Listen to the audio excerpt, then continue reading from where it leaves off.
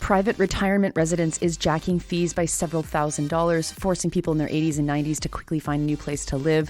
ArriveCan app developer, who had received hundreds of millions in government contracts, is both an employee of National Defense and an anti-vax former candidate for the People's Party. Canada reimposing visas on 40% of Mexican travelers. Canada also says it wants to airdrop aid to Gaza but not stop selling weapons to Israel. And upheaval in Chad as next election date is announced. Good morning.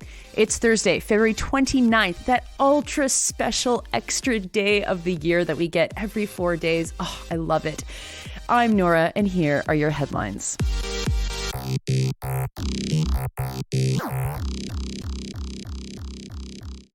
We start this morning in Ottawa, where residents at a retirement residence owned by Alavida Lifestyles are facing rental increases of hundreds to thousands of dollars. The CBC story by Nicole Williams talks with several tenants who are making impossible decisions about what they're going to do in the face of these hikes, like Eliane Bouchard. She's 91, and she's about to move out of her studio apartment in Ottawa to Kemptville. That's 60 kilometers away. Her rent is increasing from $2,452 per month to $3,405 per month, a 40% increase.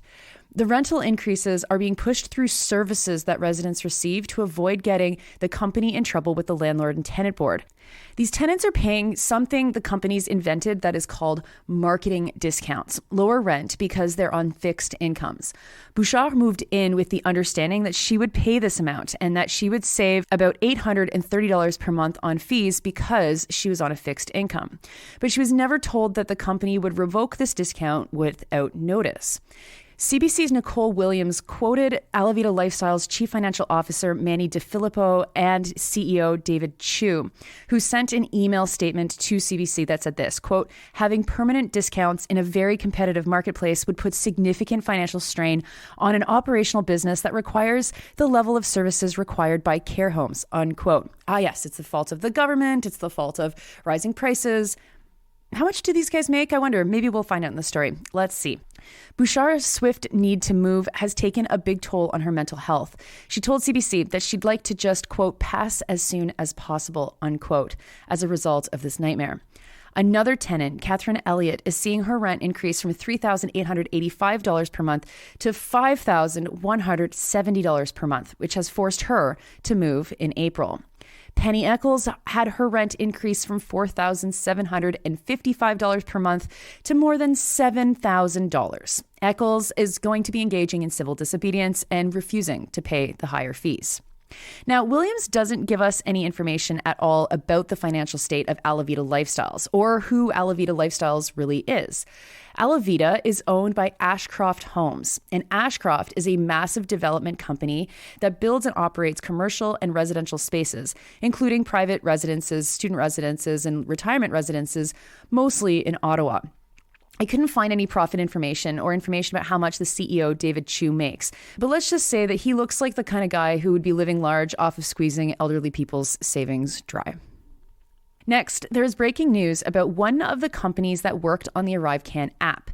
Vasi Kapelis from CTV is reporting that David Yeo, the CEO of Dalian Enterprises, was given $7.9 million to work on the app.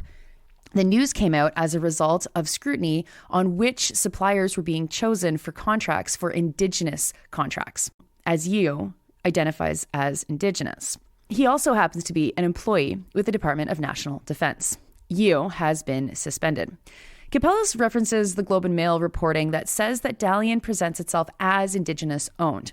And that plus another company called Coradix together have received, wait for it, $400 million in government contracts. Okay, so Dalian and Coradix, and a lot of it is because of the procurement rules trying to privilege Indigenous owned businesses.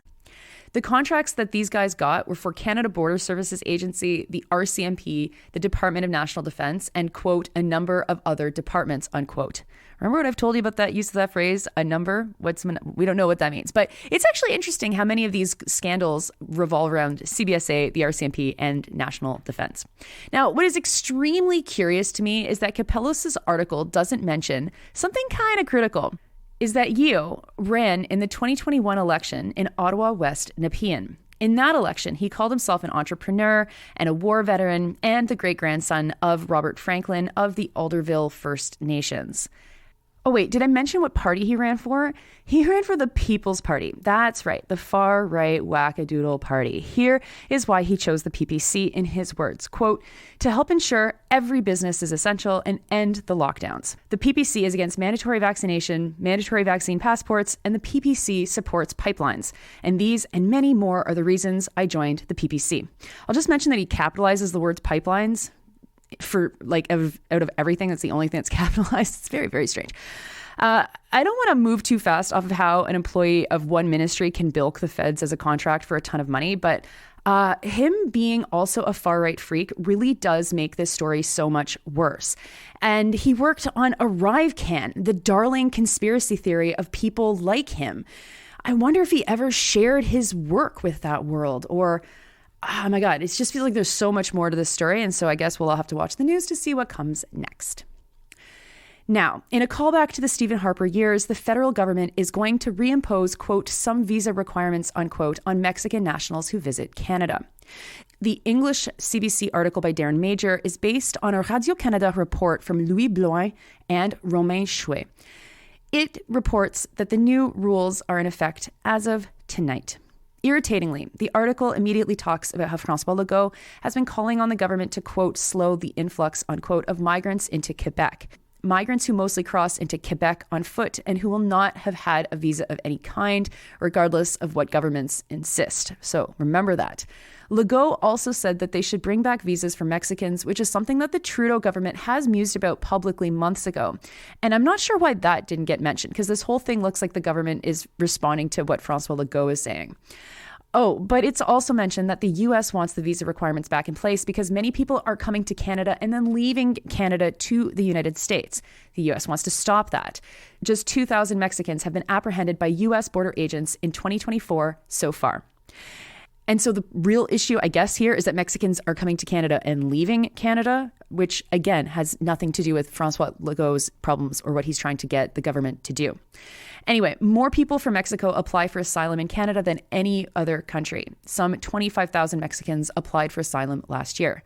And that's still fewer than the number of international students that Conestoga College invited to Canada last year. So let's look at these numbers in context. Visas will apply to 40% of Mexican travelers. They will last for 10 years and will limit people from staying longer than 6 months at a time in Canada. Mexican President Andrés Manuel López Obrador called this decision disrespectful, as the countries have all been in negotiations around visas. Considering that I can think of a couple of folks who spend more than 6 months at a time regularly in Mexico, it certainly does seem disrespectful to make this decision without Mexico's involvement. AMLO is threatening to not attend the next North American Leaders Summit over this lack of respect. And now, late yesterday, Darren Major, who I just said wrote the last piece, he must be CBC's only national reporter these days, and Evan Dyer are reporting that Canada is going to start airdropping aid in Gaza. The UK, Jordan, France, and Holland have already done airdrops. The article mentions that Canada has cancelled UNRWA funding without seeing any evidence to back up their decision to cancel aid. It does not mention how many arms Canada has sent to Israel since October 7th, causing the humanitarian crisis in the first place. Curiously, the same announcement was made yesterday by the United States. While Canada's Minister of International Development, Ahmed Hussein, mused on CBC Radio last weekend that Canada might do this, it's funny that both stories are coming out within minutes of each other. Anyway, we will see, but you cannot suck and blow at the same time. Hassan needs to be reminded of this. And many humanitarian experts took to Twitter last night to respond to the news about the United States doing airdrops.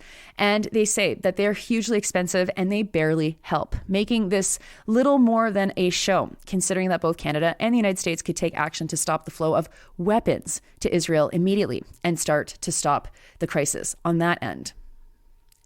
And finally, to Chad, where security forces have surrounded the offices of the main opposition party, the Socialist Party Without Borders. The forces have accused the Parti Socialiste Sans Frontières of being behind an attack against Chad's internal security agency.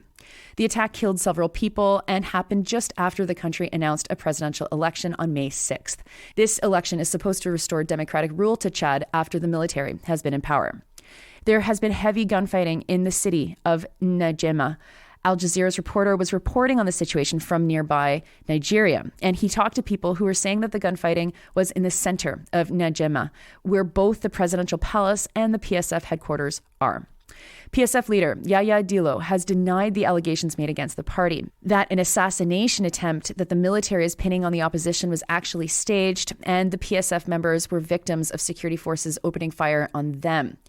Dillo is saying that an assassination attempt that the military is pinning on the opposition party was actually staged, and he's saying that the PSF members were victims of security forces opening fire on them. Dillo plans to run for president, as does Mohamed Idriss Déby Itno, the transitional president of Chad. Both men are cousins, and Itno is the son of the former president, Idriss Déby Itno, who died after 3 decades in power while fighting rebels in 2021. Those are your headlines for Thursday, February 29th. I'm Nora. Make sure you're getting paid today. There is a way that employers can cheap out on actually paying on February 29th. And so make sure you're definitely getting paid today. And you know what? As I say this, I'm not sure I'm getting paid today. So just a little bit of advice for you. Don't forget to check that out. You are listening to this podcast at sandynora.com, on the Real News Network podcast feed, and anywhere you get your podcasts. I hope you have a wonderful extra day of 2024. Don't waste it.